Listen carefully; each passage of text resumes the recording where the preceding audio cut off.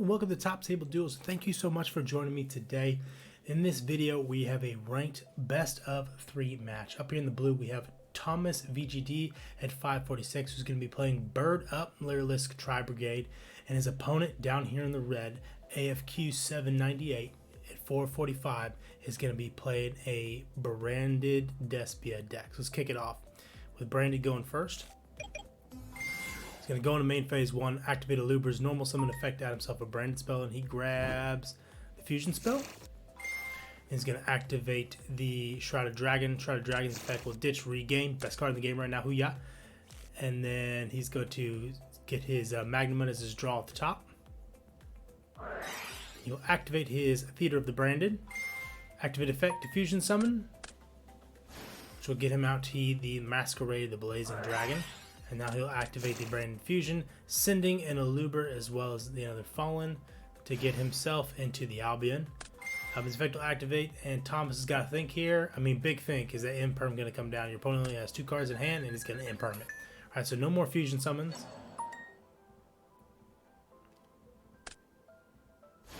Alright, so AFQ is going to tribute the Albion for the Lubellion. Lubellion's effect activate. Gets himself the Branded Beast. From here, he is going to activate the Magnamut, targeting out one of his Albazes. Okay, so yeah, this is a smart play because that allows him to turn on the Branded Regain for the next turn as well, because he can just pop Branded Beast and then normal summon.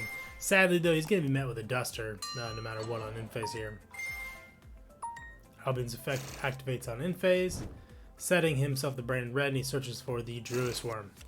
So this would be a great setup if his opponent opened the one of Harpy Feathers Duster. Thomas goes to main phase 1. AFQ says that is good, and here comes Harpy. My would be so proud. He's going to pay his 600 to activate the effect. AFQ is going to think here, and he's going to light off the Branded in red. Branded red effect, get himself the Fallen of Albaz. Banish it, as well as the Magnamut to get his Lubellion Searing Dragon. Lubellion the Searing Dragon's effect is going to activate, discarding the effect Veiler, which is going to be met by a Forbidden Droplet. Oh, how different that game would have been had he kept that Veiler. Yeah. We're now going to see the pain. So I guess right there, when you notice your opponent was playing Tri-brigade, and they're only going to be left with 1, potentially 2 cards in hand, like with the kit, you know that they're playing Laerlusk. I probably would have kept the effect Veiler, because Druid's Worm at that point is doing you, I mean, yeah, sure, you're getting advantage, but the effect Veiler has a much bigger chance of shutting down whatever the 1 or 2 cards in their hand were. So Laerlusk, the Warbler, is going to special summon herself, or special summons the Wagtail from the graveyard. Wagtail's effect will grab him off the top, probably Bird Call here. Yep, Bird Call, number 1 search. Then he will exceed them both over into Restart of Starling. Get himself a Wing Beast monster. Which one does he grab? Grabs the Cobalt Sparrow. And he's going to activate the Bird Call. Get himself the Swallow. And then he's going to activate the Swallow to special summon itself, as well as Cobalt Sparrow. Cobalt Sparrow's effect will activate, which allows him to get another Wing Beast. Just such an effect Veiler could have stopped all of this is the sad part. But AFQ might be beating himself over this one up. Recital Starling will special summon itself, use its effect, which is not a hard once per turn, give himself another Warbler to hand. And then he will, okay, so he's not going to go into the overlay. He's going to instead go into Barren Blossom. He hasn't used his normal summon yet, so it makes me feel like he might be a little greedy on this play, but that's fine. So he's going to, go to Boston, use Boston effect, special summon the kit. Kit's effect will activate, banish out 4 to get our big boy, the Ominous Omen. Ominous Omen's effect will banish. Who's he going after? Alright, so he's going to banish Lubellion. That may just be because he's got nothing big enough to get over the 3,000 booty.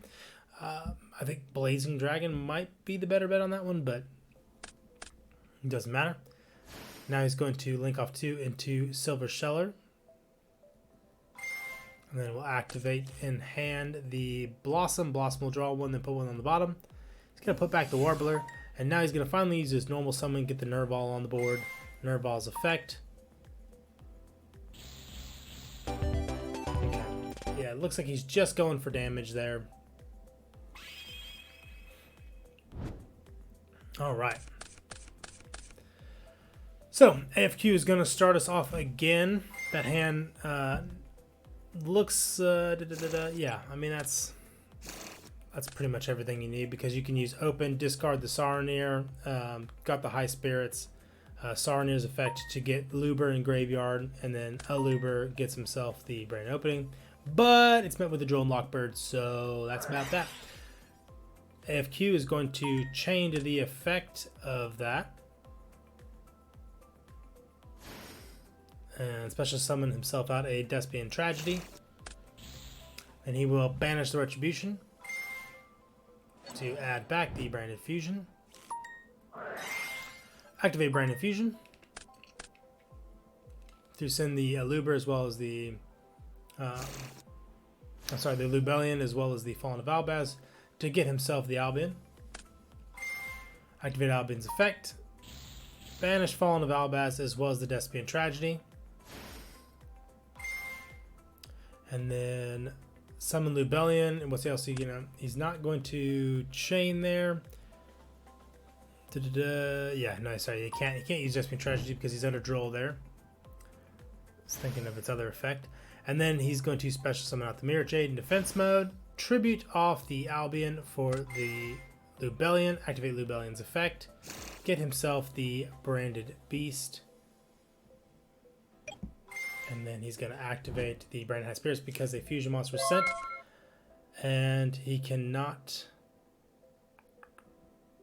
Okay, interesting. He doesn't use Albion there.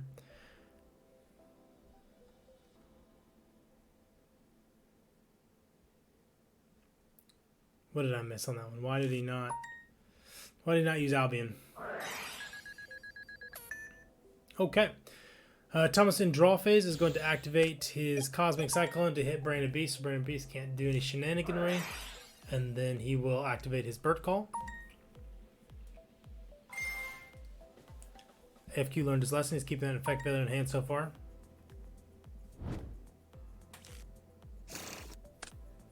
Gets himself the Warbler. Warbler will special summon itself. Special summoning one from the hand or graveyard. Yep, hand or graveyard to give himself the Wagtail to the field.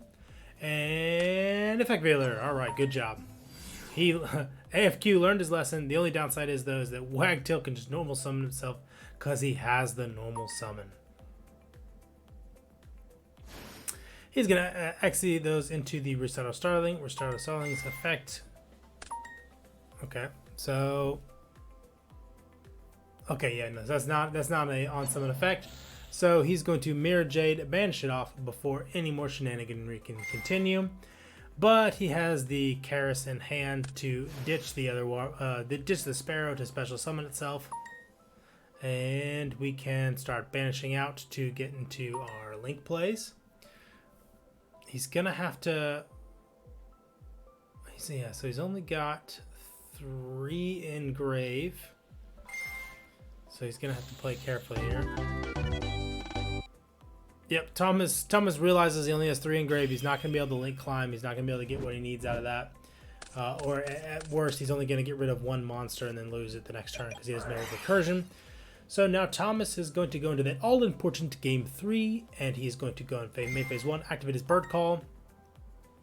And this time, he's got full engine online. If it doesn't get effect failures, which it will. So, he is going to special summon the Warbler. Warblers will activate. And at this point, AFQ is going to activate the effect veiler.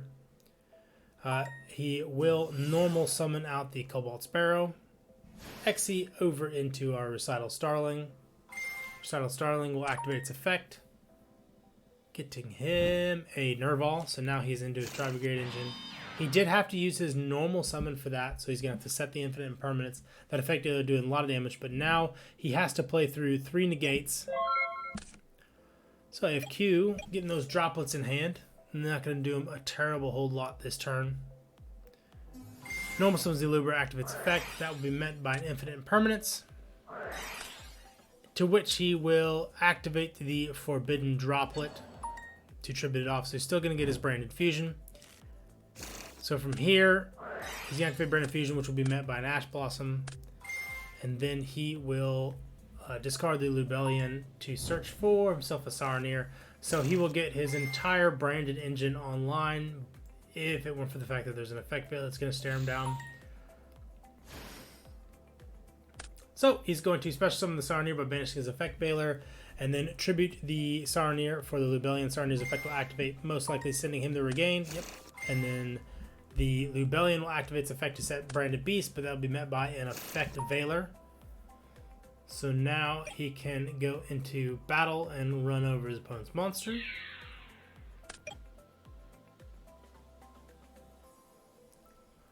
The battle damage effect doesn't happen because it was under the Forbidden Droplet. So here, Thomas has... Okay, so he's going to have... so he's going to get his normal summon off of Nerval. Fable here not doing him a whole lot. He's going to normal summon Nerval. Activate Nerval's effect. He says only 2. AFQ is going to droplet this. Got to think about. So he's going to send the Lubellion instead. He keeps the Albaz in hand, which I think is an interesting choice. So he links off into Almirage, Great Almirage, so he can activate his Nerval and Engrave. Nerval will add him the Karis. So now Karis can ditch the Fabled, and he can continue to link climb here. Yep, Fabled will special summon itself back out. Not a hard once per turn.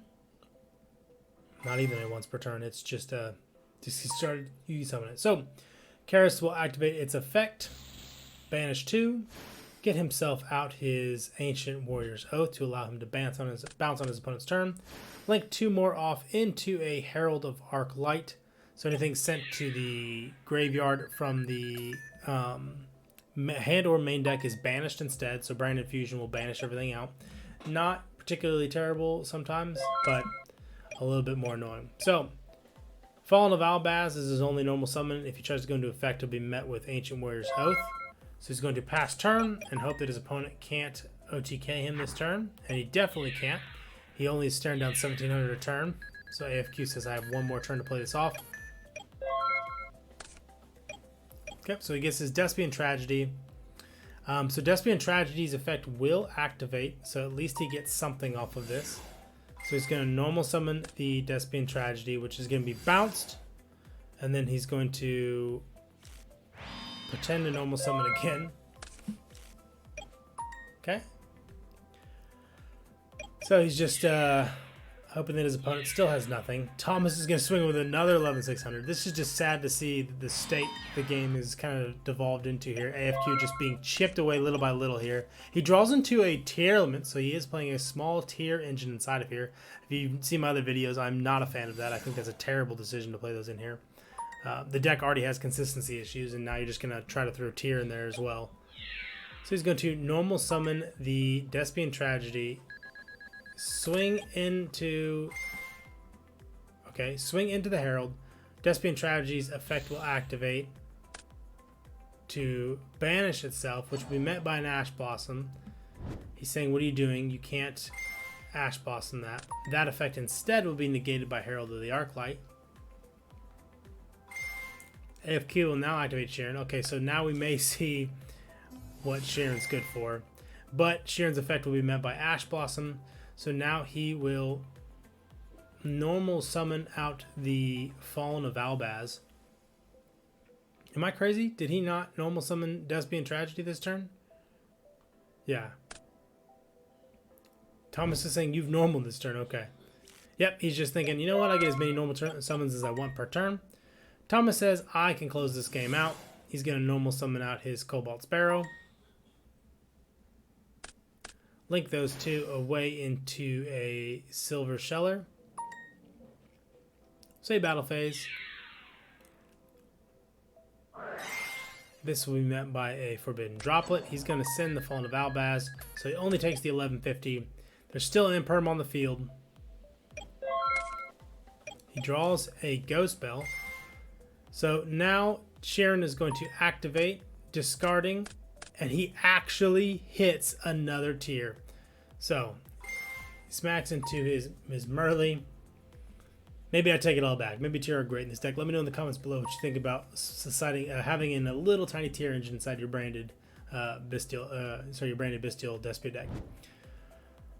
So he's gonna Albaz and Merly into a Lubellian Searing Dragon, and then he's going to tribute that off to get his Lubellian out.